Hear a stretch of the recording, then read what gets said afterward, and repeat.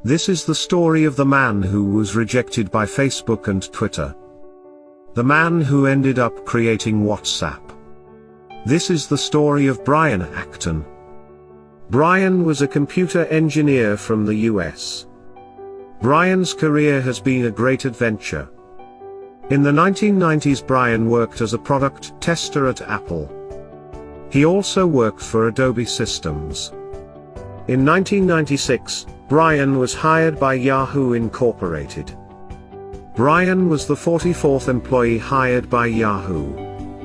In 2007, he decided to quit Yahoo to progress further in his career. Later, Brian was looking for a job.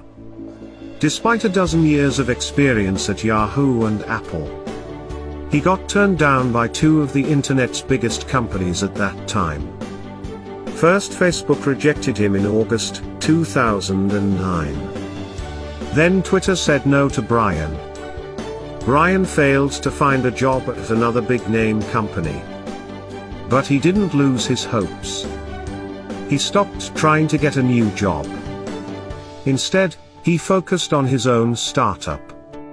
Brian teamed up with his old colleague from Yahoo named Jan Koum. The two ended up building WhatsApp.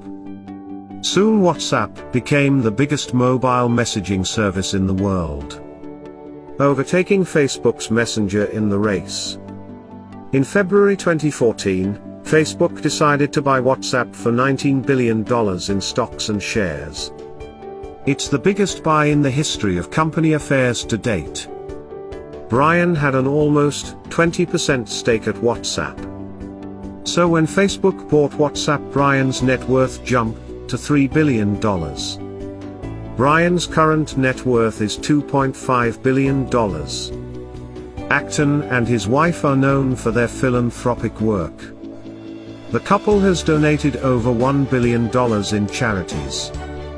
Brian Acton is now 836th in World's Billionaires list by Forbes. He was also ranked as the 120th wealthiest man in the United States of America.